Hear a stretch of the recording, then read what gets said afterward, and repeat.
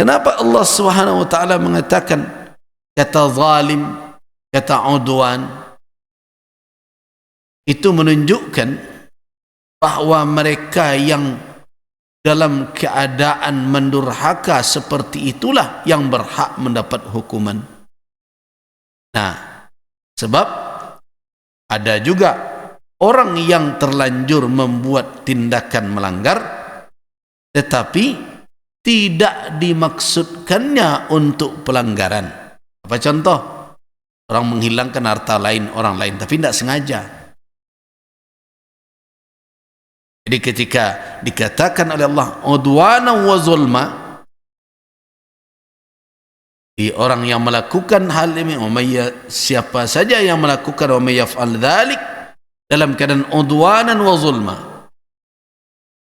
karena memusuhi, melampaui batas dan berbuat zalim, itu yang terkena hukum. Terus bagaimana dengan orang yang tanpa sengaja merusak harta orang lain? Orang tidak reda. Bagaimana dengan orang yang tanpa sengaja malah membunuh? Kan ada pembunuhan tanpa sengaja. Apa contoh? Seorang nembak burung. Pas ketika nembak burung itu tiba-tiba ada anjing berlari dari belakang. Ditabraknya orang yang sedang membidik itu. Nah, ketika senapannya dia tembakkan, tangannya tergoyang oleh anjing yang menabrak tadi. Sehingga pelurunya bukan ke burung ke atas tapi mendatar, terkena kepala orang, mati.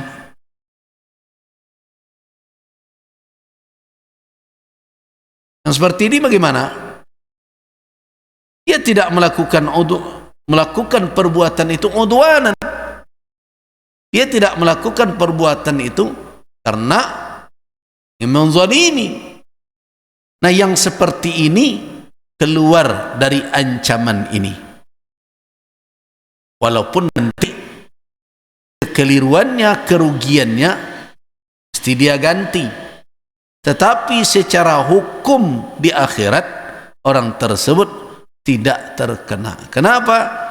Karena dia melakukan hal itu min ghairi qasdin, tanpa bermaksud untuk melampaui batas, melakukan tindakan kriminal, dan tidak bermaksud untuk melakukan kezaliman. Nah, ini perbuatan tidak sengaja. Nah, inilah yang akhir-akhir ini disebut-sebut oleh pakar hukum mens rea namanya. Ada enggak niat dia membuat, ingin melakukan kejahatan? Kalau niat berbuat kejahatan tidak ada, berarti kategori perbuatan itu adalah perbuatan yang tidak dimaksudkan untuk berbuat kejahatan. Bisa jadi karena ketersalahan, bisa jadi karena ketidaksengajaan.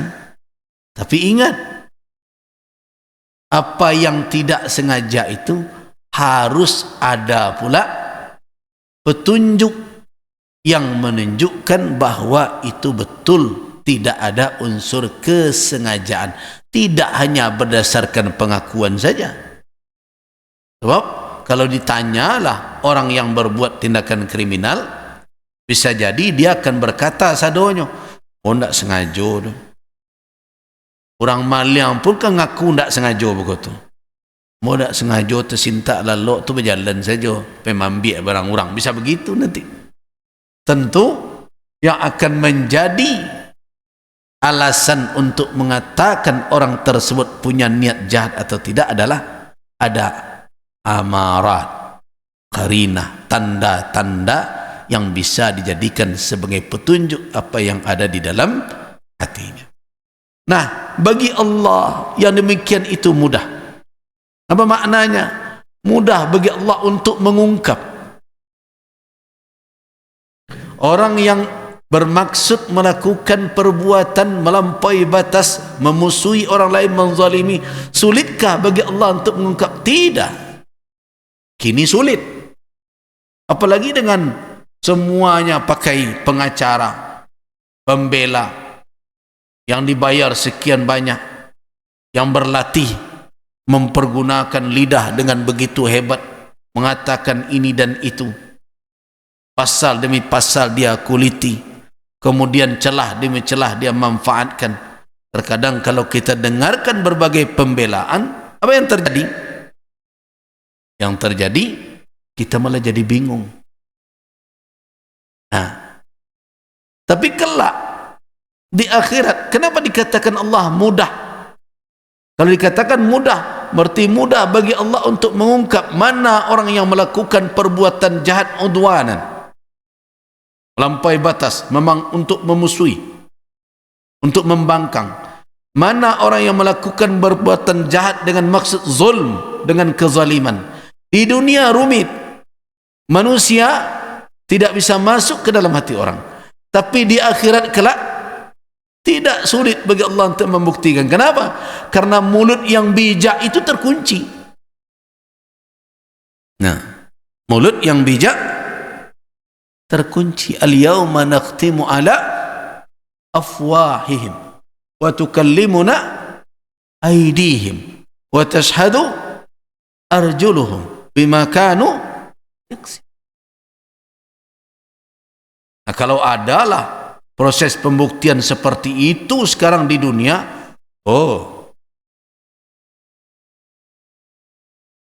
tak perlu sampai banding-banding itu. Sekali bersidang, selesai. Tapi kan proses itu tidak ada. Di akhirat kelak seperti itu. Bahkan kulit pun akan bersaksi.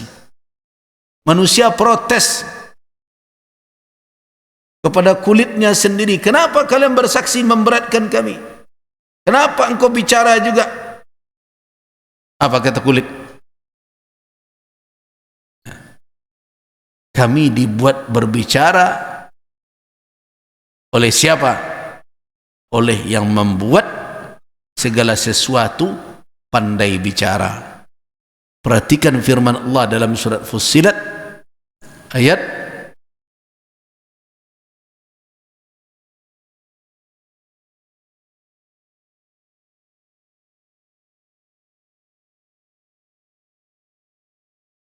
saya terlihat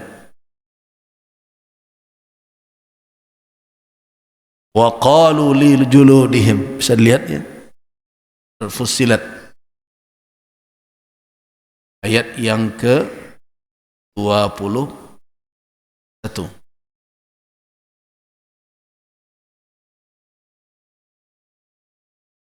Wa qalu li juludihim lima syahidtum alaina qalu antaqana Allahu alladhi antaqa kulla syai'in wa huwa khalaqakum awwala marratin wa ilaihi turja'un. Temukan surat Fussilat ayat 21. Mereka berkata kepada kulit mereka sendiri, kenapa kalian bersaksi memberatkan kami? Syahida ala itu artinya bersaksi memusuhi sesuatu. Artinya kulit ketika bersaksi tidak meringankan yang punya kulit. Karena itu dia bertanya kepada kulitnya, kenapa kalian bersaksi memberatkan kami? Qalu, apa jawaban kulit ketika itu? Antaqanallahu, kami dibuat berbicara oleh Allah, alladhi antaqa kulla syai'in, yang membuat segala sesuatu pandai bicara. Kalau Allah menyuruh dia bicara, mana berani kulit berdusta, berbohong. Wa huwa khalaqakum, Allah lah yang menciptakan kamu awwala marratin, pertama kali, wa ilaihi turja'un, dan kepadanya lah kamu sekalian dikembalikan. Itu yang dikatakan oleh Allah yasir. Kalau ada yang muncul pertanyaan di dalam hati, bagaimana mudah ya? Sebegitu rumitnya membuktikan kejahatan. Iya, di dunia rumit. Karena banyak yang bermain.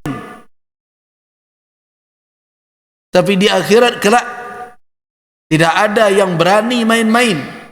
Karena semuanya tunduk kepada Rabbul Alamin.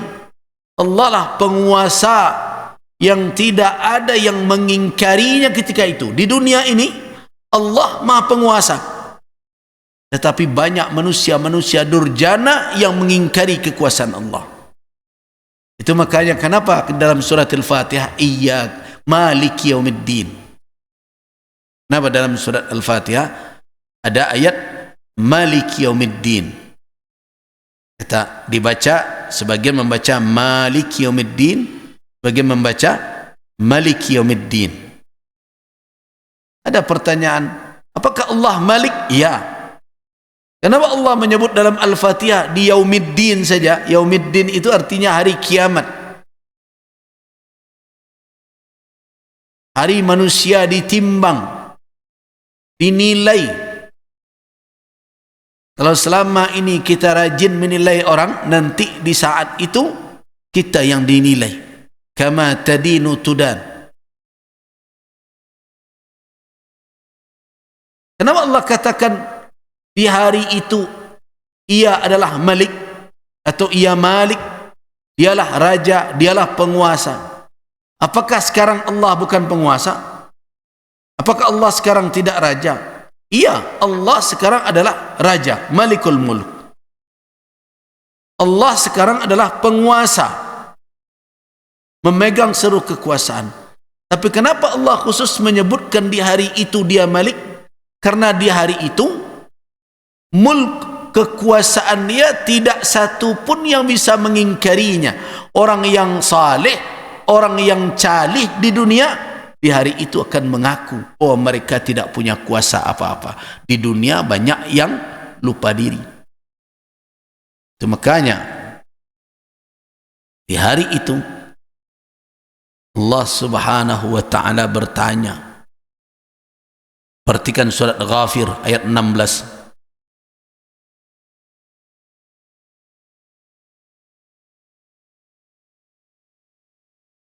Yaumahum barizun la yakhfa 'ala Allahi minhum syai'un.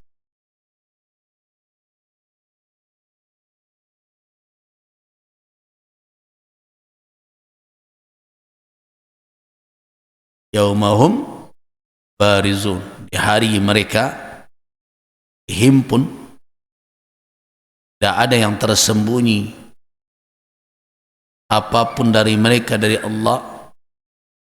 Allah berkata, limanil mulkul yaum, siapa yang punya kekuasaan hari ini? Maka menjawablah nancalih jo salih, kasadonyo ndak ada yang membantah. Lillahil wahidil qahhar. Jadi karena itu jangan heran kalau mulut disuruh diam, diam. Kulit disuruh bicara, bicara. Segala sesuatu disuruh bicara, bicara. Apa saja disuruh datang jadi saksi, datang jadi saksi. Siapa yang bisa menolak? Tidak ada. Al-mulku, kekuasaan hari itu siapa yang punya? Allah tunjukkan bahwa tidak ada satu pun yang bisa menandingi kekuasaan. Ialah Al-Wahid, yang Maha Esa, Al-Qahhar, yang Maha Perkasa, menundukkan apa saja. Di hari itu demikian. Kalau sekarang bagaimana? Kalau ditanya, ngaku Allah Maha Perkasa, tapi dalam perangai dia merasa berkuasa pula. Di dunia banyak orang yang merasa punya kuasa menandingi kekuasaan Allah. Itu makanya saya terus mengingatkan siapa saja yang mencari kekuasaan agar jangan pernah menganggap kekuasaan itu adalah tujuan dari perjalanan. Kalau kekuasaan sudah menjadi tujuan, apa yang terjadi? Orang jo kekuasaan tu ibarat anak ketek sedang arik menyusu. Ayah mencarikan. Kalau orang menjadikan itu tujuan hidupnya, maka dia akan tersiksa ketika jauh dari kekuasaan tersebut. Nah, di dalam konsep yang lebih besar dalam kehidupan bernegara, kedaulatan juga bukan tujuan. Hari ini banyak orang yang telah puas negara telah berdaulat. Belanda sudah hengkang. Penjajah sudah tidak ada lagi. Kita teriakkan merdeka. Kan begitu sekarang? Tasiana merdeka.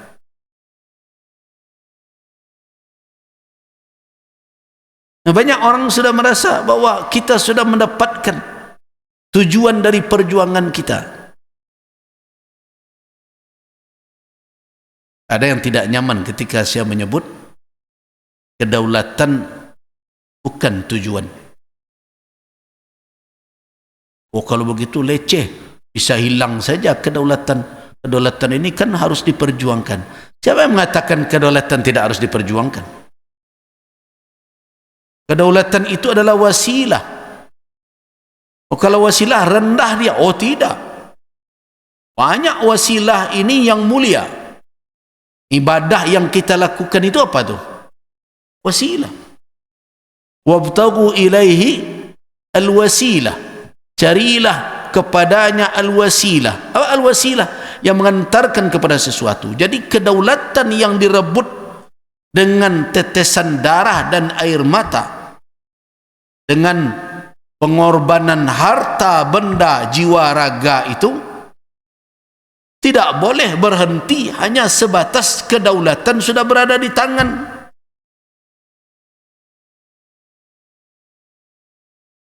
Kedaulatan itu adalah alat untuk memperjuangkan lagi apa tujuan akhir dari perjuangan yang dilakukan oleh para pejuang, membawa negeri ini, rakyat yang ada di dalamnya, umat yang ada di dalamnya hidup dalam kemakmuran yang diredai oleh Allah Subhanahu wa taala. Itu tujuan.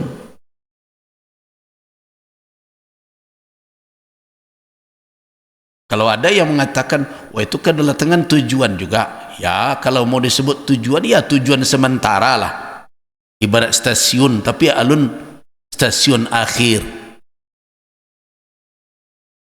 Nah, sekarang banyak orang-orang yang pragmatis menganggap kedaulatan ini adalah sesuatu yang menjadi tujuan, sehingga akhirnya mereka berebut kedaulatan, merasa bahwa mereka lah yang paling berhak mendapat.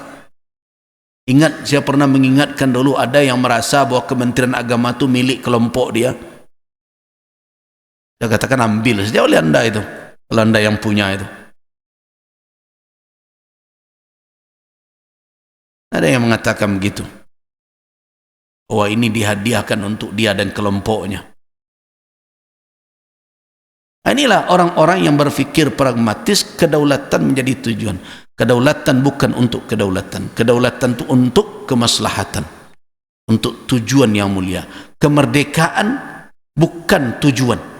Kemerdekaan itu adalah jalan untuk mencapai tujuan.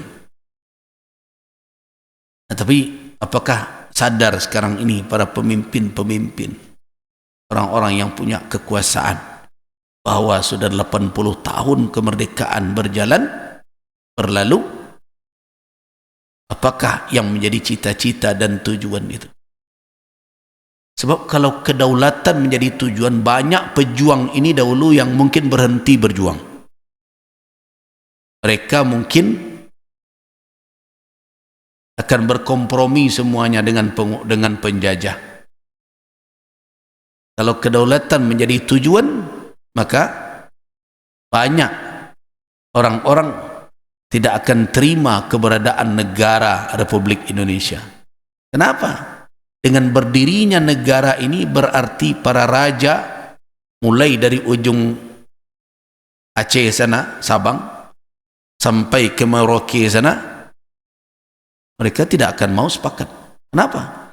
Karena dengan mengakui keberadaan negara Indonesia, berarti mereka kehilangan kedaulatan mereka. Tapi kenapa kemudian orang-orang yang berkuasa itu mau, para raja itu, ya sudah kita dirikan bersama. Berarti kedaulatan mereka menjadi hilang, diserahkan kepada. Berarti mereka ketika itu sudah melampaui apa? Melampaui pemikiran kedaulatan itu menjadi tujuan. Mereka menginginkan bersama kita hidup dalam kemakmuran yang diridai oleh Allah. Nah, tapi banyak yang lupa hari ini. Sehingga pesan yang tidak tersurat itu, yang tidak terucap itu, tetapi bisa kita tangkap itu, dilupakan orang. Hingga daerah-daerah terkadang tidak mendapatkan haknya. Apalagi kalau kita berbicara tentang Minangkabau yang secara khusus. Jadi kenapa? Bukan karena kita hidup di ranah Minang, bukan karena kita orang Minang, tetapi faktanya kalau bapak dan ibu-ibu pelajari sejarah perjuangan, sejarah nasional kita, mulai dari ujung Sabang sampai Merauke sana, yang berjuang itu adalah orang darah biru. Yang memimpin pasukan siapa? Para raja. Para raja. Lihat, mulai dari Aceh, Kendar Muda, Jambi Sultan Taha, Raden Intan, terus berikutnya sampai Sultan Agung di Ponegoro, selanjutnya dan terus sampai ke ujung sana Sultan Hasanuddin. Siapa semuanya? Orang-orang yang memiliki tahta, setidaknya orang-orang yang memiliki hubungan erat dengan apa? Dengan kekuasaan. Mereka yang melawan angkat senjata kepada Belanda. Nah, itu kan boleh kita katakan bahwa mereka sedang mempertahankan kedaulatan, kedaulatan yang dirampas dari mereka. Kan begitu jadinya. Nah, sekarang kita tanya Minangkabau, siapa yang melawan Belanda? Raja Pagaruyung pertama yang melawan? Enggak. Bahkan pertama sekali orang-orang yang berkuasa itu dari beberapa negari datang itu. Datang mereka kepada Belanda menyerahkan beberapa negari di Minangkabau ini. Karena mereka terdesak dengan para tuanku yang disebut nanti oleh Belanda, oleh Inggris sebelumnya sebagai kaum Padre. Berarti di Minangkabau perjuangan itu tidak dimotori oleh pemegang kedaulatan, bukan penguasa di kerajaan, walaupun nanti kemudian mereka bergabung, tapi awal motor perjuangan di ranah Minang adalah para ulama. Nah, apakah para ulama tadi itu perjuangan itu hanya sebatas mereka bisa berkuasa? Tidak. Karena mereka sadar kekuasaan sebesar apapun, kedaulatan sehebat apapun, kalau tidak untuk menjalankan nilai-nilai akidah tauhid dan tidak menjalankan nilai-nilai amanah kekhilafahan di muka bumi ini, tidak akan selamat. Jadi makanya saya katakan karakteristik perjuangan orang ranah Minang itu berbeda. Orang Minang berjuang dengan nilai, berangkat dari nilai untuk mewujudkan nilai. Di saat yang lain berjuang karena kekuasaan yang dirampas untuk mendapatkan kembali kekuasaan tersebut. Nah, kita ingin, kenapa saya ungkapkan itu? Kita ingin berkontribusi secara nasional, mengingatkan para pemimpin-pemimpin kita kembali agar bergeraklah dengan nilai, capailah nilai sebagai tujuan, supaya jangan terlalu pragmatis. Jadi banyak sekali terlalu pragmatis itu perlu, tapi jangan keterlaluan. Sadonya diukur dengan aun tuang tu awak. Nah, lihat sekarang perebutan kekuasaan di negeri ini memilukan, menyedihkan. Sekali ada pemilihan, terkoyak-koyak bangsa ini. Untuk merekatnya saja bertahun belum berhasil. Ialah kubu demi kubu hari ini. Ada kubu ini, ada kubu itu, ada kubu itu. Sudah berbicara kepentingan bangsa pun, kubu-kubu ini masih berbicara tentang kepentingan kubu dan kelompok mereka. Siapa yang merasakan hari ini begitu berat beban yang dipikul oleh masyarakat akibat tercabik-cabik demi memperebutkan kekuasaan yang dahulu katanya dirampas, diambil dari Belanda dengan perjuangan berdarah. Begitu dahulu ceritanya seperti itu. Ya, mudah-mudahan sadar. Tentu tugas kita mengingatkan.